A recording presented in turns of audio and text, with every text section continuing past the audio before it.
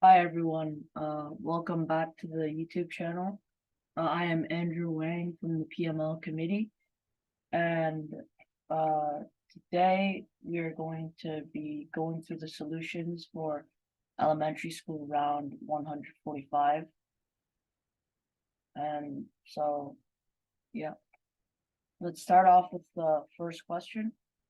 In an equation, when x equals 0, fx equals 2, when x equals 1 or -1, fx equals 3, and when x equals 2 or -2, fx or function of x equals 6. When x equals 3 or -3, fx equals 11. What's the positive value of x when fx equals 18? So first, we have read the question. Let's look at the question from the left screen right now, left side of the screen. So we basically wrote out all the formulas highlighted in blue. X equals what happens when x equals 0, function of x is what. Now we can sort of see a pattern where as the x value goes up by 1 or goes down by 1, the fx value, 2, 3, 6, and 11, it goes up by 1 from 2 to 3, then 3 from 6 to 3, and then 5 from 6 to 11. And this kind of indicates it might be a quadratic relationship. So we can put the quadratic formula and set fx, function of x, is equal to ax squared plus bx plus c. So now we can try out the different x values to see if we can get the values for a, b, and c using this quadratic formula. So when x equals 0, the function of x is ax squared plus bx plus c equals 2. And in the end, we get c equals 2. So it's a good sign that we already have c.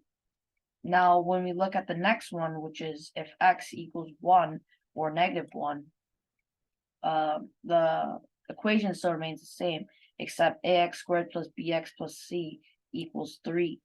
And then from this, since when x equals 1, the result that we get is a plus b plus c equals 3, and we'll use these highlighted formulas later on, and you'll see why. The negative, using -1 also works for if x equals -1, but you'll just get something different, like a minus b plus c equals 3. And so we have c equals 2, a plus b plus c equals 3. Now let's try and find one more formula, since we have 3 unknowns, and therefore we will need at least 3 equations to find the unknowns. So if x equals 2 or -2, the function of x is same formula, ax squared plus bx plus c, but equal to 6 now, since from the top here, x equals 2 or -2, the function of x equals to 6. And if we use x equals 2 and substitute into the equation, we get 4a plus 2b plus c equals 6. But if we use -2, it sort of changes a bit, and it becomes 4a minus 2b plus c equals 6. And as the same as the b one here, we will still use the +2 one, so it's 4a plus 2b plus c equals 6. Now that we have 3 equations and 3 unknowns, we can find the unknowns. So the 3 equations, as another rundown, is c equals 2, a plus b plus c equals 3, 4a plus 2b plus c equals 6. And so when we put c equals 2, into the a plus b plus c equals 3 equation, we get a plus b plus 2 equals 3. Now, so solves out into a plus b equals 1. Now, we'll only take out the 4a plus 2b plus c equals 6 side, and we narrow it down. C is still equal to 2. We substitute into the equation. Now, 4a plus 2b equals 4. And now we divide the entire equation by 2. Everything is divided by 2, and we get 2a plus b equals 2. After doing this, we can subtract the equation 2a plus b equals 2 by a plus b equals 1. And what you'll get is actually the b cancels out. So it becomes a equals 2 minus 1, which equals to 1. So a equals 1. We now know the absolute value of one of the variables. Now, the other one we can find from this a plus b equals 1 equation. We already know that a equals 1, so b equals 1 minus a, which equals to 0. So b equals to 0. Now, since we now know a and b, we don't need to find c because c was already part of one of the three equations. So we have our three variables: a equals 1, b equals c, b equals 0, c equals 2, and this will help us find what the positive value of x is for the function of x equals 18. Now, let's take a look at the bottom here, last part. So function of x still equal to 18, and using a quadratic formula, which is ax squared plus bx plus using the quadratic. Yeah. And then now we just substitute these variables inside. A is 1, so 1 times x squared plus 0 times x plus 2. Once you simplify that, it equals to x squared plus 2 back to the equal to 18. So x squared in the end equals to 16, and x equals 4 or negative 4, and therefore the positive value of x when a function of x equals 18 is 4. So the answer to this is going to be A, just like I put up here. Any point in the video, if you just need to know the answer, you can always just look at the top here, the answer for all 6 questions. So now let's move on to the second question. Move on to the second question, which is, in a room where there are 5 people, how many handshakes would occur if everyone shook hands with every other person? So yeah, let's get right into it. So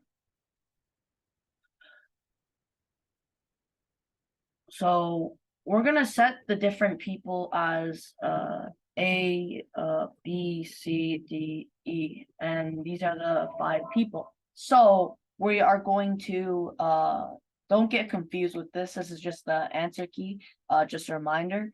And so the 5 people are A, B, C, D, E, and we'll indicate the interaction by putting each letter with we will mimic the handshakes by putting the letters together. So when A and B handshake, we can represent it as AB and AC.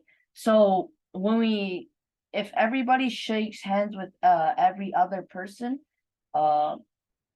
we will get AB, the AB handshake will happen, AC, AD, and AE. And now we will also have B shaking hands with C, B shaking hands with D, and B shaking hands with E. Now we will also have, you can sort of notice a pattern how the number of handshakes that happen per person. So with B as a starting letter, there's only 3 compared to A, which is AB, but we can't put BA anymore because that interaction already happened with AB. So now we move on to C. Yeah. So C hasn't shaken hands with D yet, so C and D will shake hands. And then C and E also haven't shaken hands yet. And then last interaction is between D and E. Yeah, D only has 1 when it is at the front here, and E doesn't have any because it's already shaken hands with everyone once. So if we count up the handshakes that have happened here, we get 1, 2, 3, 4, 5, 6, 7, 8, 9, 10. We get 10 total handshakes. Therefore, the answer is the answer is E, 10 handshakes, as I've listed up here. So let's move on to the third question now. So third question, Professor Nelson has $63. Alfred has $2 more than Jenny, and Jenny has 1/3 as much as Professor Nelson. How many dollars does Alfred have? So for this question, we're going to set some variables. So N, we'll put N as Professor Nelson. N equals Professor Nelson. A we'll put as Alfred. We're just going by the first letters of their names. And J we'll put as Jenny. Yeah, that should be all. So we know that Professor Nelson has $63, so N equals 63. We also know that Alfred has $2 more than Jenny. So Jenny plus 2 will equal Alfred. So J plus 2 equals A. We can write it like so. A plus 2 equals A. We also know that Jenny has 1/3 as much as Professor Nelson. So we can write it out as J equals 1/3 of N. Now, remember from what I mentioned earlier, when we have 3 variables, we can easily solve it if we have 3 equations. So we have 3 equations and we have 3 variables, so it's a perfect situation. So let's solve for J first, because we will need to know J. If we will need to know how much money Jenny has to know how much money Alfred has, which is the question. So we can first do J equals 1/3 of 63 of Professor Nelson's money, and 63 is Professor Nelson's money. Therefore, Jenny has $21. Yeah, $21. Since we know J equals 21, now we can find out how much Alfred has, which is how much Jenny has plus 2. So therefore 21 plus 2 equals A, and A equals to 23. So therefore, Alfred has $23, and so the answer will be D, I believe. So yeah, the answer to question number 3 is D once again. So now let's look at question 4 now. So it's a pretty short question. I can still read it out. So, which number is equivalent to 3 to the 4 over 3 to the 2? So let's erase question 3 first. Let's do that. And for this one, I can actually draw this out. I think it'd be easier. So 3 to the 4 over 3 to the 2.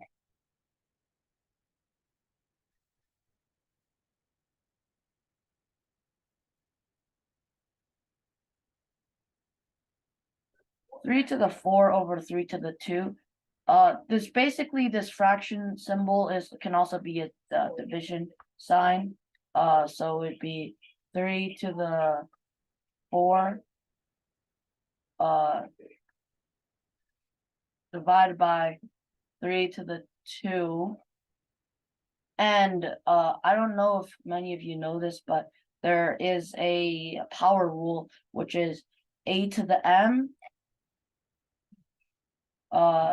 divided by a to the n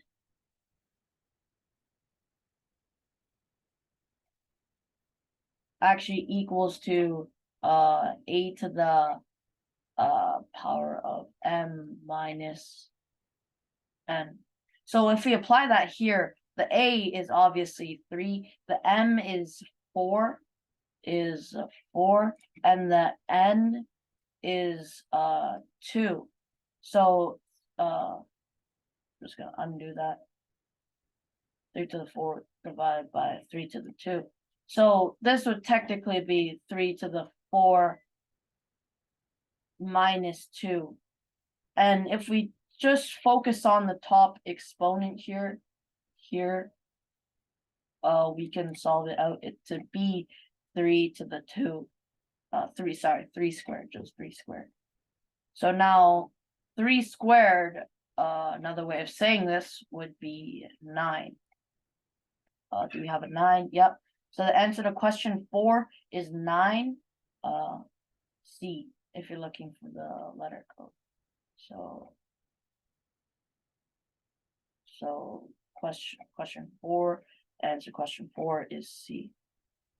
Let's move on to question 5. Again, not a lot of dialogue. So solve for the area of the shape below when AF equals 5, FE equals 3, AB equals 7, and DC equals CB. So just so you guys have a better view of this diagram, I've already read the question. So it's basically question 5 right here. Right here. I'm going to circle it so it's easier to see.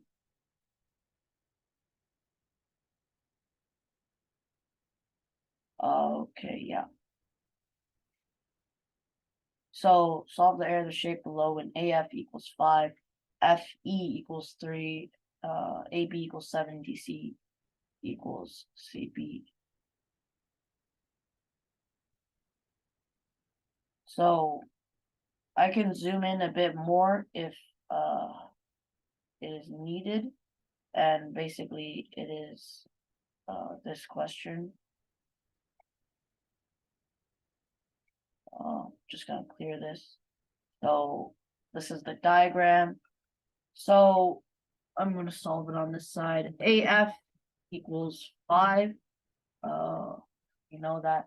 I can also provide some drawings along the way to help so it's easier to follow. So AF equals 5. Put a 5 here. And so we know that FE equals 3. And then AB equals 7. AB equals 7. And if you kind of see the this figure, it kind of looks like 2 rectangles. So I'm going to draw a line here. Draw this line. And so this actually helps us so it's easier to calculate the area. And okay, now let's get back to it. AB equals 7. We know that DC equals CB. So first things off, we need to find some numbers for, let's say, ED, DC, and CB. So we know that FE plus DC will equal 7. So 7 minus 3 equals DC. So DC equals 4. We also know that DC equals CB. So there we go. CB is also 4. And now the last dimension we need to figure out is ED. Now, if you kind of see this, FA equals 5 and CB equals 4. Assuming that this is a perfect rectangle. I didn't read the question properly, but if it is, then 5 minus 4, ED should be equal to 1. So write this as 1. So now that we know all the values, it should be pretty clear how to calculate the area for this figure. So we can do it by the 2 rectangles. And if you didn't know, the area of a rectangle formula is base times height. Just base times height. And in this one, we have 2 rectangles. So we're going to have to use this formula 2 times. So in the smaller rectangle containing the points here, AB's, or we'll set this as G.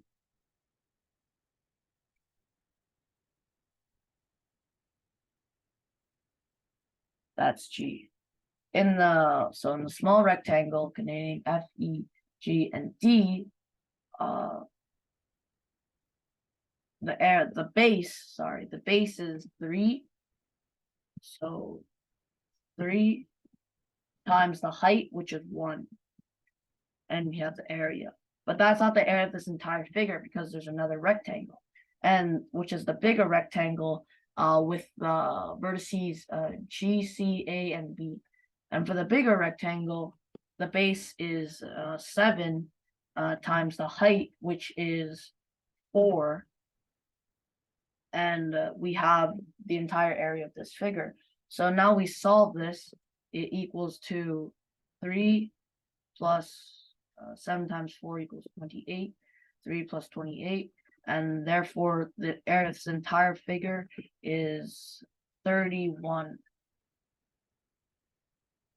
Here, I'll just clear all drawings. So therefore, the area of this figure is 31. And the answer is B.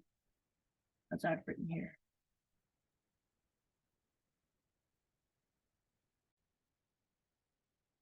That is going to be all for this video on the Prairie Math League YouTube channel. Once again, these are the solutions for elementary school round 145.